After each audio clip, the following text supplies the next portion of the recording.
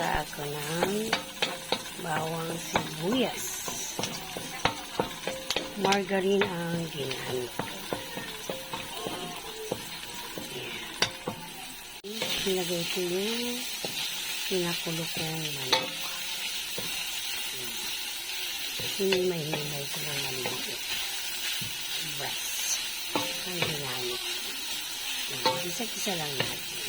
So, naglagay na ako dyan ng paminta, konting bechin, tapos toyo at oyster sauce. Ayan. Ayan. Nauhulaan nyo na ba kung anong niluluto ko, mga moms? Ayan. Then, lagay ko na yung carrot at saka yung sanggula. Charo ba?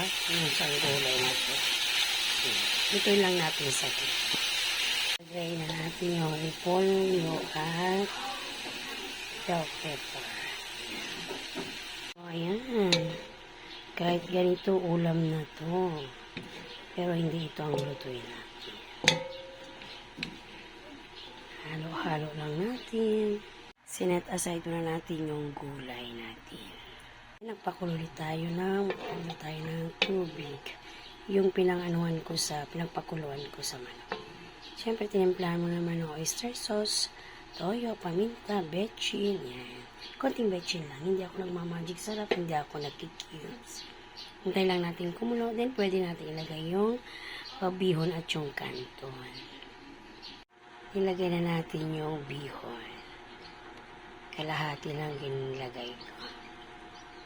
Yan, pakuloy lang natin konti. Mahinang apoy na dapat.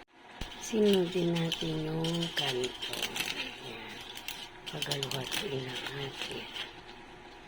Ayan, malapit na sa katotohanan. Malapit nang maluto.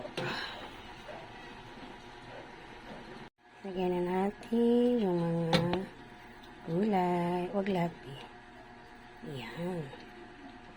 Toppings mo? Yeah. O, diba?